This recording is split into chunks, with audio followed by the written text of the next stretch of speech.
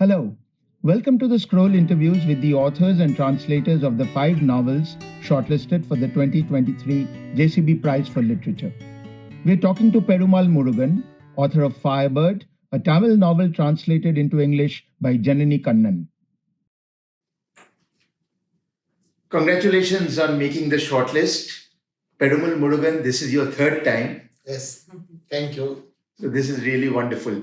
Very happy to be able to talk to you. We have already discussed your book during our podcast series for Scroll. So now we would like to talk to you a little bit about how you write and the way you particularly wrote this book. You're a researcher with academic work on Kangunadu, its idioms and phrases and its folklore. And the most apparent glimpse of this influence in Firebird is the title.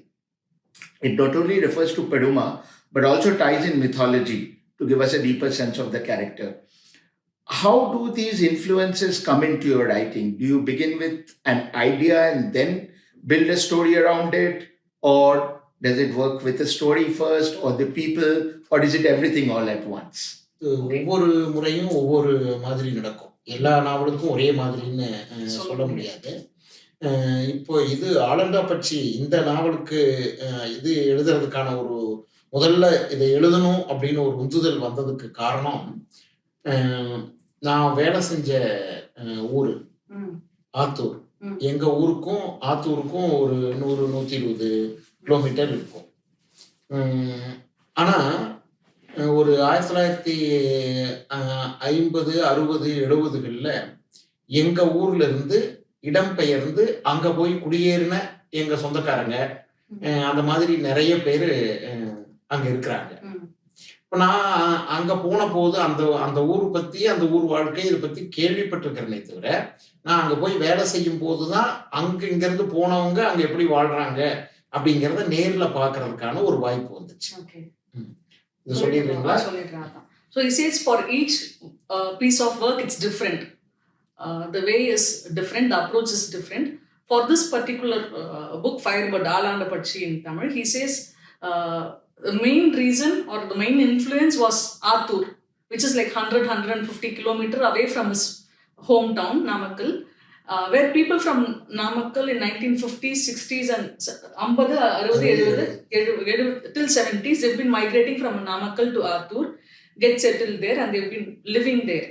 So he said he's heard a lot about people living there from Namakkal, but only when he went and kind of worked there did he realize that completely understand what it was, what kind of life they were living. So that formed the basis of this novel. அந்த சமயத்துல அந்த இடம்பெயர்ந்து போனவங்க ஆத்தூர் மட்டும் இல்லாம தருமபுரி, இது கிருஷ்ணகிரி, இந்த மாதிரி ஒரு 3-4 மாவட்டங்களுக்கு எங்க பகுதியில இருந்து இடம்பெயர்ந்து போனாங்க. அந்த இடம்பெயர்ந்து அங்க போய் வாழ்றவங்களை பத்தி எங்க பகுதியில ஒரு சொல் வழங்குவாங்க, ஒரு தொடர். எப்படின்னு சொன்னா, அங்க போனா நெல்லஞ்சோறு சாப்பிடலாம் அப்படின்னு சொல்லுவாங்க. அப்ப எங்க பகுதி நீர்வளம் இல்லாதது. அந்த பகுதி பாத்தீங்கன்னா நல்ல நீர்வளம் உள்ளது, நெல் விளைச்சல் அங்க உண்டு. ஆமா, அதனால அங்க போனோம்னா நெல்லஞ்சோறு சாப்பிடுவான், நெல்லஞ்சோறு சாப்பிட்றதுக்காக போறாங்க, இப்படியே சொல்லுவாங்க. அதனால இந்த மாதிரி கேள்விப்பட்ட விஷயங்கள்லாம் என் மனசுல இருந்தது. நிறைய குடும்பங்கள் அங்க போனவங்க இருக்கிறாங்க. அங்க போனதுக்கு அப்புறம் அந்த வாழ்க்கையை அவங்க எப்படி வந்தாங்க, இது பத்தியான விஷயங்கள்லாம் நான் கொஞ்சம் சேகரிக்க ஆரம்பிச்சேன். அதுக்காக கொஞ்சம் ஃபீல்ட் ஒர்க்கும் போனேன். இது கிருஷ்ணகிரி, தர்மபுரியில எல்லாம் போயிருக்காங்க. கிருஷ்ணகிரி, தர்மபுரி எல்லாம் போயிருக்கிறாங்க. நான் அங்கெல்லாமும் போனேன். இந்த நாவல் எழுதணுங்கிற இந்த எண்ணம், இந்த இடப்பெயர்ச்சி பற்றியான இந்த விஷயத்தை மையமா வச்சு நாவல் எழுதணும்னு எண்ணம் வந்த உடனே நான் ஆத்தூர்ல நான் பார்த்தது கேட்டது அது மட்டும் இல்லாம தருமபுரி, கிருஷ்ணகிரி மாவட்டத்துக்கும் கொஞ்சம் ஃபீல்ட் ஒர்க்கும் போனேன். அங்க கொஞ்சம் நண்பர்கள் இருக்காங்க, சொந்தக்காரங்க இல்லை, யாருமே எனக்கு அங்க தெரியாது. ஆனா இங்க இருந்து போனவங்க அப்படி இருக்கிறாங்க. அதுல கொஞ்சம் இலக்கிய ஆர்வமுள்ள நண்பர்கள்லாம் இருக்காங்க. அவங்க மூலமா அங்க போய் கொஞ்சம் ஃபீல்ட் ஒர்க்கும் பண்ணேன். தொடக்கத்துல அந்த ஊருக்கு அந்த 1950, 60களில் வந்தவங்க அவங்க என்ன கஷ்டம்லாம் பட்டாங்க, எப்படி வந்தாங்க, அப்ப அந்த ஊர் எப்படி இருந்தது, அது பத்தி எல்லாம் அவங்க கிட்ட நிறைய விஷயங்கள் கலெக்ட் பண்ணேன். ஆமா. So he says there are also people from Dharmaburi, Krishnagiri districts who went to Athur and in the same period. And generally what the term that these kind of people came to be referred about in this part of region was they called them those who wanted to eat rice, because the Namakkal was a very dry region, so paddy it was not good for paddy, but in Athur it was paddy grew very well. So they generally said people who wanted to eat rice, they would shift to Athur from these places. That's how the villages in Namakkal kind of referred to this kind of migration to eat paddy. So he says he actually undertook, he did some field work in Krishnagiri, Dharmaburi, meet people there and kind of collected material about how the place was in 50s, 60s and 70s. Okay, I'll just take one moment's break.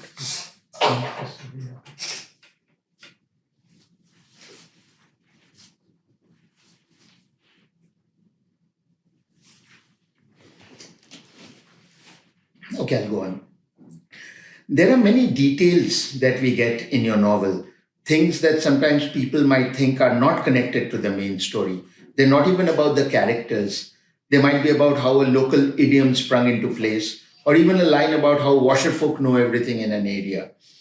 For example, you spend a lot of effort detailing the way that Muthu begins the work to turn his new land into a cultivable plot. For chapters, we get insights into the several impediments that come in the way, the short and long-term labor of agriculture.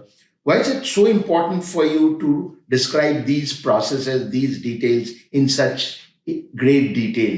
And how are they important to your storytelling? பொதுவாக நான் என்னுடைய படைப்புகளில் அந்த நிலத்தை ஒரு பாத்திரமா கொண்டு வரணும்னு நான் எப்போதுமே அது கவனமா வச்சுக்குவேன். அந்த அடிப்படையில தான் அந்த நிலம் பற்றியான விவரணைகள் நான் கொடுக்கறது. ஏன்னா அந்த நிலம் அதை ஒவ்வொரு முறை பார்க்கும்போது எனக்கே அதை பற்றி யோசிக்கும் போது எனக்கே புது புது விஷயங்கள் அது தெரிவிச்சுக்கிட்டே இருக்கும். நமக்கு அந்த நிலம் பத்தி எல்லாம் தெரிஞ்சிடுச்சு அப்படின்னு எனக்கு எப்போதும் நிறைவு வர்றதே இல்லை. புது புது விஷயங்கள் வந்துகிட்டே இருக்கும். அதனால அந்த மாதிரி புதுசா ஒருத்தர் இங்க பார்த்தாங்கன்னா அது என்ன ஒண்ணுமே இல்லாத ஒரு மொட்டைக்காடா இருக்குன்னு நினைப்பாங்க. ஆனா அதுக்குள்ள அவ்வளவு விஷயங்கள் இருக்குது அந்த நிலத்துல. அதனால எனக்கு அந்த நிலத்தை எப்போதும் நான் ஒரு எப்படி மனிதர்கள் இருக்காங்களோ அதே மாதிரி நிலத்தையும் ஒரு பாத்திரமா கொண்டு வர்றதுக்கு நான் முயற்சி பண்ணுவேன். அதனாலதான் நிலம் சம்பந்தப்பட்ட விவரணைகள் கூடுதலா இருக்கும். மற்றபடி மற்ற தகவல்கள் இப்போ ஒரு இந்த குறிப்பிட்ட ஜாதி சார்ந்தவங்க இப்படி சொல்றாங்க, அதெல்லாம் இயல்பா வர்றதுதான். அது இயல்பா ஒரு ஜாதி சார்ந்த வாழ்க்கை முறையில யாரு எந்த தகவலை சொல்லுவாங்க அப்படிங்கறதெல்லாம் அது போற போக்குல எனக்கு இயல்பா வந்துடும். அதுக்கு நான் ரொம்ப மெனக்கிட வேண்டிய அவசியமே இல்லை. Okay, so he basically says in this novel, இதுல மட்டும் இல்ல மத்த நாவல்ஸ்லயும் அப்படிதானே land. So land is a character. He wants to make land a character of the story because he says land is, it doesn't cease to kind of amaze him. It keeps giving information, it keeps giving knowledge. So he's never satisfied that he knows completely about a piece of land. So that's why he wants to keep land a character. And for anybody else, they would come and see the land and say, it's barren. But for me, it's different. I think it has stories. That's why I wanted to make land. He's very conscious about it. But other things like the washer person, he says it happens very organically because it's also about caste. So when somebody from that caste, he knows what kind of details they would be able to give. So he doesn't have to kind of work hard on those aspects. It happens organically, those kind of detailing. Tell us a little bit about your relationship with land. லேண்டோட எனக்கு இருக்கக்கூடிய relationship அது ரொம்ப சின்ன வயசுல இருந்தே ஒரு கிட்டத்தட்ட 20 வயசு வரைக்கும் நிலத்தை விட்டு பெருசா நான் வெளியில வந்ததே கிடையாது. அதனால அந்த நிலம் அவ்வளவு என் மனசோட பிணைஞ்சிருக்கக்கூடிய ஒண்ணு. அந்த நிலம் அப்படிங்கிறது அது மட்டும் இல்லாம அந்த நிலத்துல இருந்த வாழ்க்கை இருக்கு பாருங்க. அப்ப எங்க தாத்தா பாட்டி எல்லாம் இருந்தாங்க, ஆடு மாடுகள் இந்த மாதிரி இருந்த அந்த வாழ்க்கை இருக்கு பாருங்க. அது எனக்கு என்னவோ மிகப்பெரிய ஒரு சந்தோஷமான ஒரு விஷயமா என் வாழ்க்கையில அது ஒருபோதும் இனிமேல் நிகழாத ஒரு விஷயமா என் மனசுல அவ்வளவு பதிஞ்சிருக்குது. அதனால எனக்கு இப்ப மறுபடியும் வேற நிலங்கள் இல்லாம நான் நிலத்தோட தான் இப்பவும் வாழ்றேன். நிலம் இல்லாம என்னால வாழ முடியாது. அப்படித்தான் எனக்கு சூழ்நிலை. வேற வேற ப்ரொஃபஸரா இருந்தேன், பிரின்சிபாலா இருந்தேன், அந்த மாதிரியான வாழ்க்கை முறைக்கெல்லாம் வந்தாலும் கூட நிலத்தோட தொடர்பு இல்லாம என்னால இன்னைக்கு வரைக்கும் வாழ முடியாது. அதுக்கு காரணம் அந்த 20 வயசு வரைக்கும் வாழ்ந்த ஒரு வாழ்க்கை தான் அப்படிங்கிறது நினைக்கிறேன்.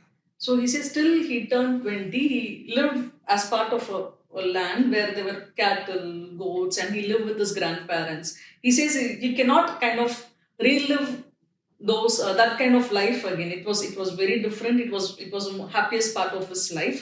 He says despite becoming professor, principal, and going into various other spheres, he continues to be, land continues to be part of him. He cannot live without a piece of land around him. So that is, but nothing can replace that first land where he spent his time till he turned 20 years. So your narration in this novel does very interesting things with perspective. Generally, you seem to be writing a kind of focused third-person view, and you follow the story around a character, and sometimes you move from one character to another. How do you decide when to tell the story from one person's point of view or from someone else's point of view? And, specifically, Peruma and Muthu and Kupana, they tell their very important aspects of the story, and so they all tell us crucial parts of the story. But Rosamma and Pati, why were their perspectives so important? You introduce them towards the end of the novel, and you start telling the story through their eyes. So can you tell us a bit about your use of perspective, whose eyes to see a story through? அது அந்த மாதிரி நான் முடிவு பண்ணுறது எப்போதுமே எனக்கு ஒரு ஒரு பிரச்சனையில் யார் பாதிக்கப்படுறாங்களோ அவர்களுடைய கோணத்திலிருந்து விஷயத்தை பார்க்கறதுங்கிறது அதுதான் என்னுடைய இயல்பு. அதனால இந்த நாவல்லையும் அப்படித்தான். அவங்க அந்த சொத்து பிரச்சனைனால, அவங்க குடும்ப பிரச்சனைனால பாதிக்கப்படக்கூடியவர்கள் இந்த குடும்பம் தான். அப்ப அவங்களுடைய கோணத்திலிருந்து அவங்க தான் அங்கிருந்து வெளியிலையும் போறாங்க. போக வேண்டிய நிர்பந்தம் அவங்களுக்கு வருது. அதனால அவங்க கோணத்திலிருந்து எழுதுறது தான் சரியான ஒரு விஷயமா இருக்கும். அதனால நான் இந்த நாவல் இல்லை, என்னுடைய படைப்புகள் எல்லாத்துக்குமே இதை நான் செலக்ட் பண்றது ஒரு விஷயத்துல யார் பாதிக்கப்படுறாங்களோ அவங்க கோணத்தை தான் நான் எடுப்பேன். Okay, I'll finish this so he basically says not just in this work but in any work he chooses to narrate the story from the point of view of the person who is affected, who is a victim in that case. So that's how this also happened. In this case, the victim is this family. So and that's why he wanted to narrate it from the point of view of this family. ஆனால் அவர் என்ன கேட்குறாருன்னா கடைசியில் அந்த 2 character ஏதோ சொன்னார், ரோஜா பாத்தியா அந்த மாதிரி ஏதோ சொன்னார். அவங்க பாயிண்ட் ஆஃப் வியூல இருந்தும் கதை வருது அப்படின்னு முடிகிற சமயத்தில் பாட்டி ஆமா அந்த பாட்டியுடைய இதுல இருந்து ஆமா அவங்க அந்த பாட்டியெல்லாம் இவங்களுக்கு உதவி செய்யக்கூடியவர்களா தானே வர்றாங்க. அந்த நிலத்தை சீர்படுத்துறதுக்கு அதுக்கு அவங்க உதவி செய்யக்கூடியவர்களா வர்றாங்க. அப்ப வரும்போது அவங்களுடைய கோணம் அதுல இணைகிறது, அது இயல்பா வரக்கூடியது. Okay, so basically when you asked about the party character, he says they kind of come to help the family, so it's only natural that their point of view also comes in. Okay, so talking about family, since you brought that up, it's a strange and I don't know, almost tangled entity in this novel. So Muthu's family, you have on the one hand, they're cutting him out of their land and out of their lives altogether. But then you have Peruma's family, which is exactly the opposite.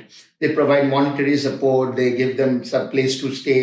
Then Perumal's brother comes to help with Muthu's land. And they really become the backbone for Muthu and Muthu's future.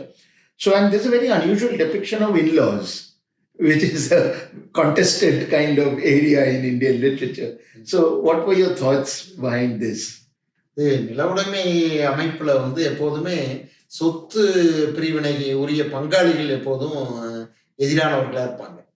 சின்ன வயசுல அண்ணன் தம்பியா இருக்கக்கூடியவங்க ஒரு 15 வயசு அந்த மாதிரி தனி குடும்பங்கள் வரும்போது, அவங்களுக்குன்னு குடும்பம் வரும்போது பங்காளிகளா மாறிடுவாங்க.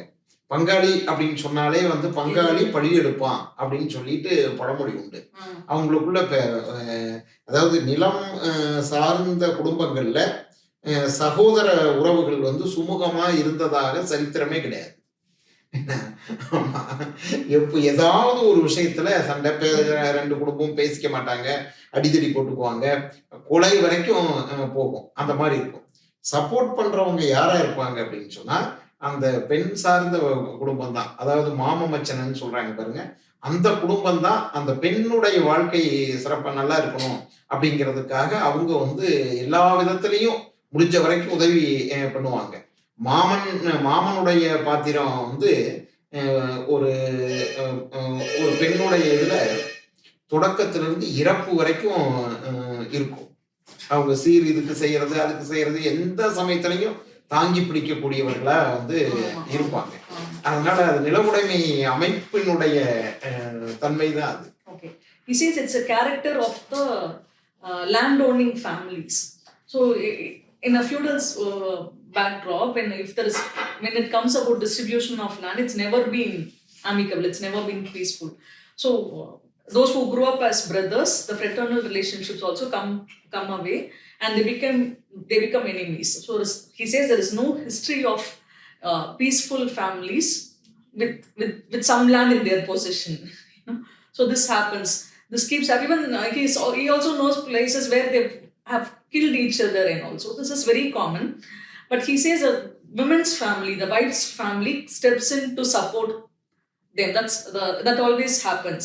Especially the uncle, the maternal uncles, they always support the women, because right from the birth they are involved in various rituals. Maternal uncle. The maternal uncle supports the family, and that's how it happened here also. இப்போ ஒரு உதாரணம் சொல்றேன் பாருங்க. ஒரு கிணத்துக்குள்ள ஒரு வேலையா இறங்கணும், கயிறு கட்டிக்கிட்டு இறங்குவாங்க. அப்போ மேல பிடிக்கிறதுக்கு பாத்தீங்கன்னா அண்ணன் தம்பியை நம்ப மாட்டாங்க, மாமன் மச்சன் தான் இருக்கக்கூடியவங்க தான் மேல கயிறு எடுத்து பிடிப்பாங்க. So he says, as an example, if somebody is getting into a well, tying a rope around their body and getting into a well, they wouldn't trust their brothers to hold the rope on the land.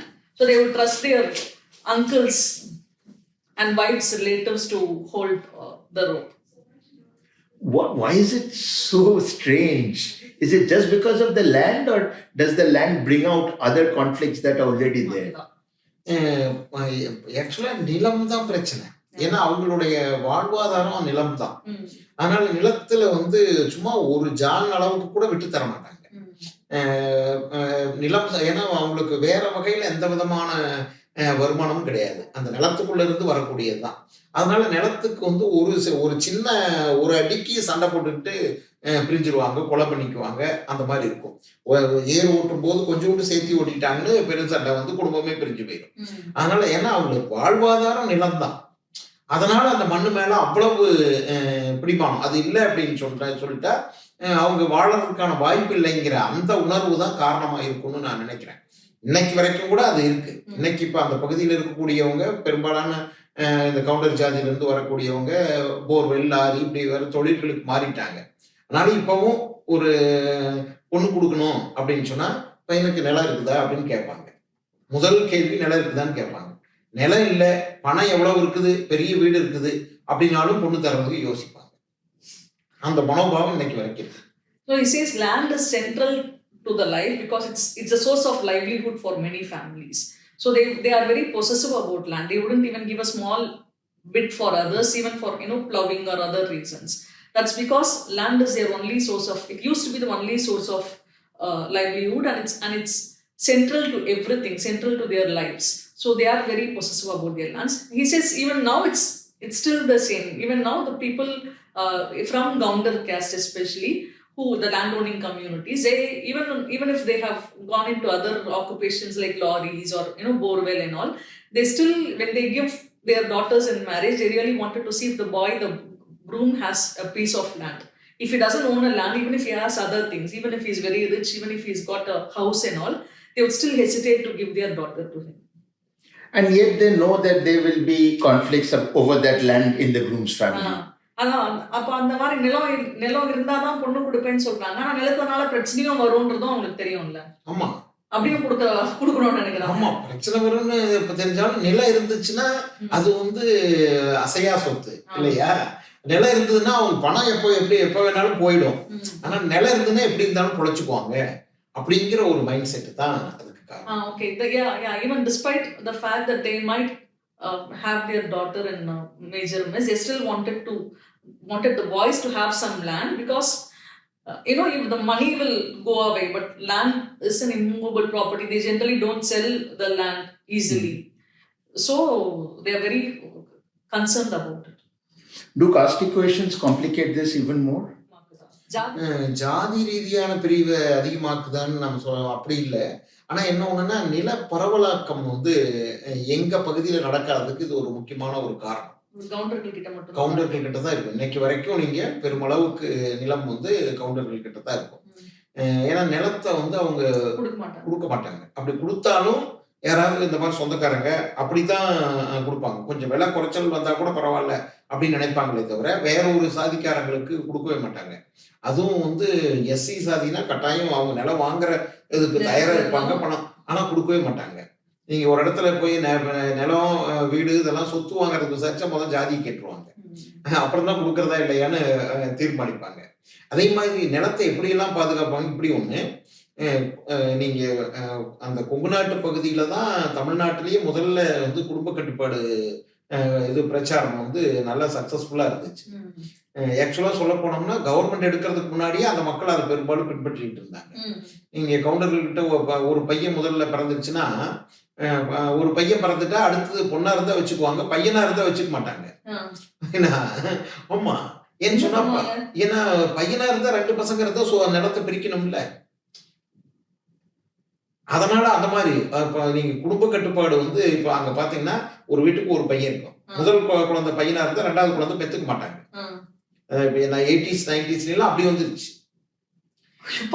ஆமா, முதல் குழந்தை பெண்ணா இருந்ததுன்னா 2வது குழந்தை பையன் வேணும்னு பெத்துக்குவாங்க. 2வது பெண்ணா இருந்ததுன்னா கொலையெல்லாம் பண்ணிடுவாங்க. ஆமா, கங்கண நாவல்ல நான் அதை கொஞ்சம் குறிப்பிட்டிருக்கிறேன்.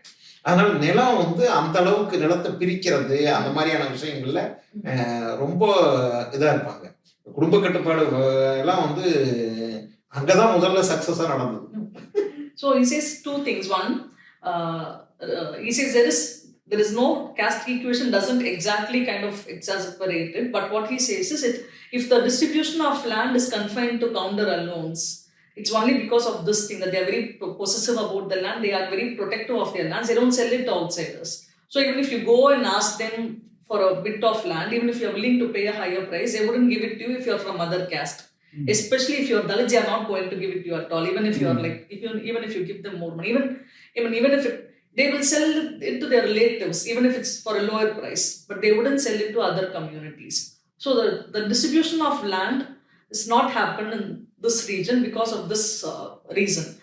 Second thing he says, much before the government actually took up this population control thing, his region kind of implemented it very strongly, because if there was one boy in the family, they wouldn't have a second child, because if you have 2 boys, you'll have to distribute the land among 2 children. If they have a girl, then they would get another boy. If the second one is a girl, most of them, he says, some of them also kill the girl, because they don't want to kind of distribute the land. And if there are 2 boys, it's going to be a problem in any case. So they'll not have second child. That's amazing. I know, yeah. And so if you are a boy child, you're condemned to no siblings. Yeah. ஆமா, அப்ப வந்து பையனா இருந்தா அக்கா தங்கை யாருமே இல்லாம முதல்ல பிறந்துட்டா இருக்கணும். ஆமா, நிறைய அப்படிதான் இருக்காங்க. Interesting. Coming back to the novel, so you go back and forth in time. You're talking it's set in the present, then you go back to the past. And as the chapters unfold, they're not always moving in chronological order. So what were the connections? When it's not moving in chronological order, why did you choose to, put that particular chapter there when you're moving forwards and backwards? அப்படி அது வந்து எனக்கு என்னன்னா, நான் எழுதும் போது அது நேச்சுரலா அப்படி வரும். எழுதும் போது ஒரு அந்த பழைய விஷயம் அவனுக்கு ஞாபகம் வர்றதா போச்சுன்னா உடனே அப்படி போயிடும். அது நான் அது பிளான் பண்ணி பண்றது இல்லை. ஒரு இப்படி வரிசையா ஒரு மனசுல எனக்கு ஒரு சித்திரம் இருக்கும், இந்த சாப்டருக்கு அப்புறம் இந்த சாப்டர் வைக்கணும்னு இருக்கும். பட் எழுத போகும்போது அது குழஞ்சு போயிடும். அதனால நேரக்கூடியதுதான் அது. Okay, he says he doesn't actually plan it. Before writing, he has an idea in mind. He has a picture in mind of what should be the first chapter, second chapter. But when he actually writes it, something happens. He says a character recollects the past, and that past becomes another next chapter. So these kind of things happen. It happens very naturally. He doesn't have any control over it. Okay, thank you. I want you to tell us a bit about this ending and in general the way your novels end. It's like you're on the verge of a new beginning. but we are also left full of uncertainty as readers. So what are you trying to convey over here, and what does it mean to you to end a novel without telling us what's going to actually happen after this? ஒரு வகையில் சொல்லப்போனால் இப்படி ஆகுமா அப்படி ஆகுமா அப்படிங்கிறதுல possibilities இருக்குது இல்லையா? அப்போ அந்த பாசிபிலிட்டிஸில் ஒரு பக்கம் முடிவெடுத்து என்னால் நிற்க முடியறது இல்லை. அப்போ இதுக்கும் சான்ஸ் இருக்குது, அதுக்கும் சான்ஸ் இருக்குது. ரெண்டு விதமாகவும் ரெண்டு விதம் 2-3 விதம் கூட வாய்ப்புகள் இருக்கலாம். அப்போ எந்த பக்கம் டிசைட் பண்ணுறதுங்கிறது எனக்கு என் மனசில் இருக்கக்கூடிய குழப்பம் தான் அந்த முடிவாக வருது. அதை நான் அப்படியே வாசகர்கள் முன்னால் வச்சிருக்கேன். அதுதான். So he says it's his uncertainty, his confusion. It could go any way. The story could go this way or that way, but he's confused how to actually end it. So his confusion, he's placing it before the reader without altering it. It also in what we have read in English as One Part Woman, it also let you write these 2 branching sequels. ஆமாம், அதில் கூட எனக்கு என்னன்னா அது ரீடர்ஸ்கிட்ட வந்தது தான். இப்போ அந்த மாதூர்பாகன் முடிவில் அவங்க எல்லாரும் கேட்ட கேள்வி 2-3 விதமாக முடிவெடுப்பாங்க. அவங்க சில பேர் காளி செத்துட்டான்னு அந்த ரீடர்ஸ் முடிவு எடுத்துருவாங்க. எடுத்துட்டு என்கிட்ட சண்டை போடுவாங்க. எப்படி அவனை நீங்க சாகடிக்கலாம் அப்படின்னு சொல்லி கேட்பாங்க. செத்து அவன் என்ன தப்பு பண்ணான்? பொண்ணாதானே தப்பு பண்ணான், அவனை நீங்க சாகடிச்சிருக்க வேண்டியதான்னு அப்படி கேட்பாங்க. அப்புறம் அவன் செத்துட்டான் அப்படின்னு முடிவு பண்ணவங்க, அவன் சாகல அப்படின்னு நினைச்சவங்க அவன் என்ன சார் அதுக்கப்புறம் என்ன சார் ஆனாங்க, 2 பேரும் சேர்ந்துட்டாங்களே இல்லையா, என்னாச்சு அவங்க வாழ்க்கை, அப்படி சொல்லிட்டீங்க, அவன் தூக்கு போட்டுட்டானா இல்லையா அப்படின்னு இந்த மாதிரி கேட்பாங்க. இப்படி ரீடர்ஸ் திரும்ப திரும்ப கேட்கும் போது எனக்கு அப்ப என்ன பதில் சொல்றதுன்னு எனக்கு தெரியல. ஒரு கட்டத்துல இந்த கேள்விகள் உண்மையில நிறைய இந்த கேள்வி வந்தது அந்த நாவலுக்கு. அப்போ என்னன்னா நான் எனக்கும் யோசிச்சேன், சரி என்ன ஆனா செத்துட்டான்னு வச்சிருவோமா, அப்படி டிசைட் பண்ணிடுவோமா இல்லையா அப்படின்ட்டு. அப்போ எனக்கு என்ன தோணுச்சுன்னா, சரி ஏன் 2 பாசிபிலிட்டிஸ் யோசிச்சு பார்ப்போமே அப்படின்னு யோசிச்சு எழுதுனது தான் அது. So he says One Part Woman, it also came from the readers because there were many feedback about the ending. Some of them also picked up a fight with him for killing Kali and not Punna. They said she had done the wrong, but why do you have to kill Kali? So people also thought Kali had died. And some of them were curious about the ending. What happened after that? Did they live together or Kali killed himself? What happened? So when he started thinking about it, he also thought, why couldn't it be, there be 2 possibilities? And that's how I wrote 2 different novels. I want to ask a bit about your writing practice and your habit. You teach in a college. So when do you write during the day? How much do you write every day, if you write every day?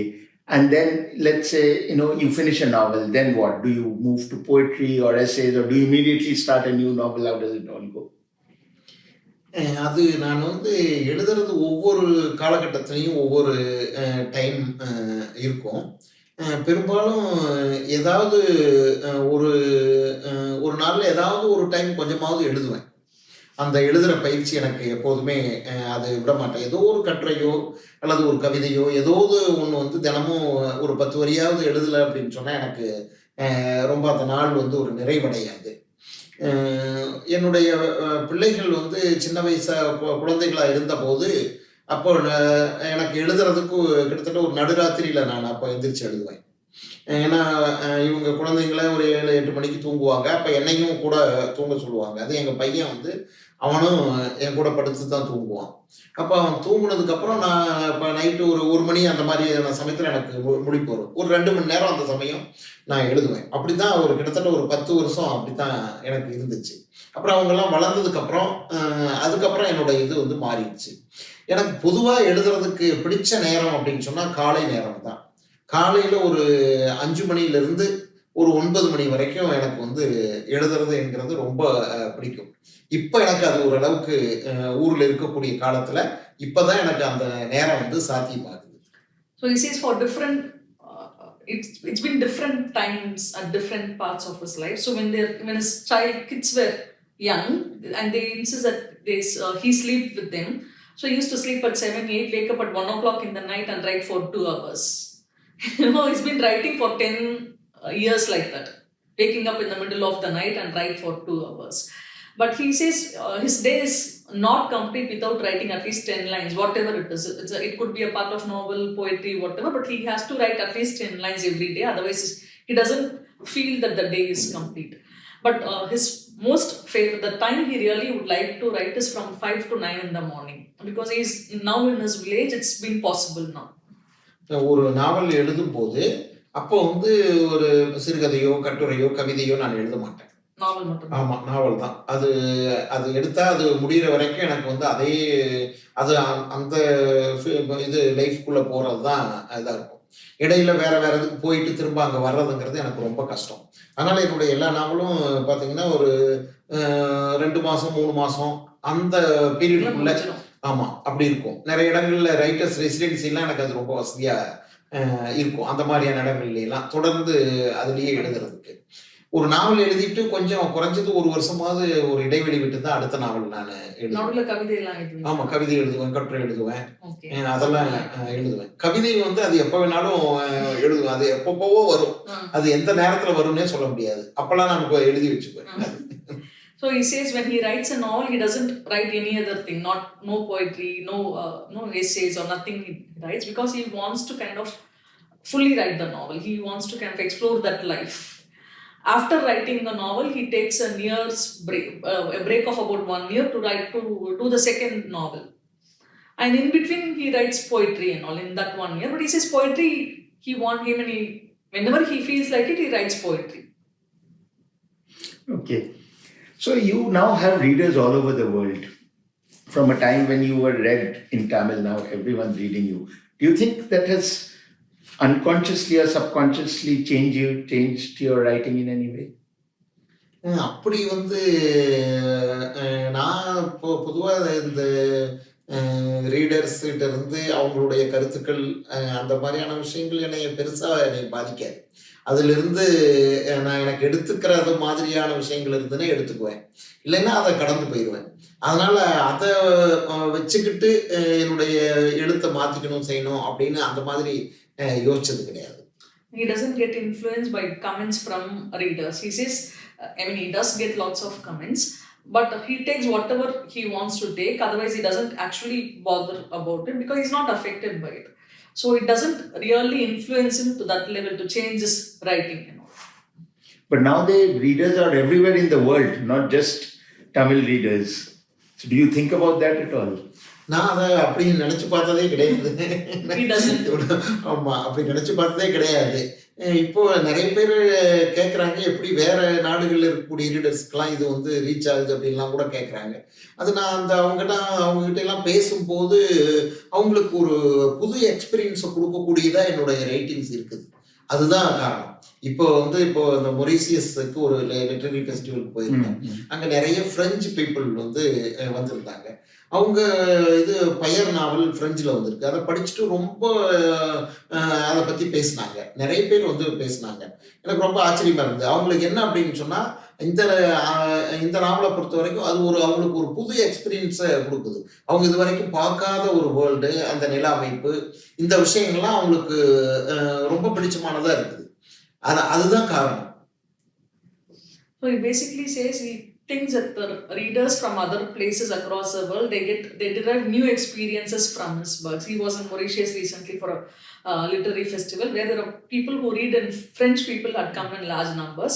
Pyre has been published in French.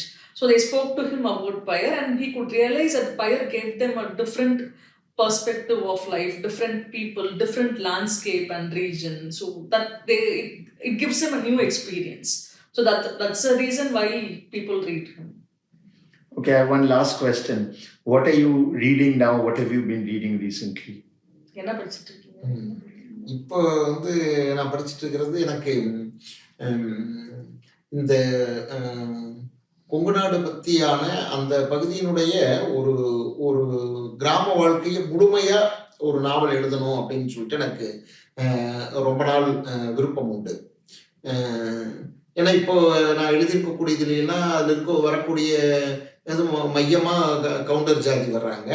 அதற்கப்புறம் அவங்களுக்கு துணை செய்யக்கூடிய ஜாதிகள் கொஞ்சம் தான் வருது. இன்னும் கிட்டத்தட்ட ஒரு கிராமம்னா ஒரு 10-12 ஜாதிகள் இருப்பாங்க. அந்த மாதிரி அவங்களுடைய எல்லாத்துடைய லைஃப்பும் வர்ற மாதிரி ஒரு முழுமையான ஒரு கிராம வாழ்க்கையை எழுதணும்னு நான் நினைக்கிறேன். அதுக்காக இப்போ கொங்கு நாடு சம்பந்தமான பழைய கல்வெட்டுக்கள், வரலாற்று நூல்கள், இந்த மாதிரியானதையெல்லாம் சேகரித்து இப்போ வாசிச்சுட்டு இருக்கிறேன். So he wants to write a novel on Kongu Nadu, that region, a complete novel. I mean, all his writings are about Kongu Nadu, but it's focused on one caste, Gounder caste, and there are other castes which come because they are associated with this caste in some way or the other.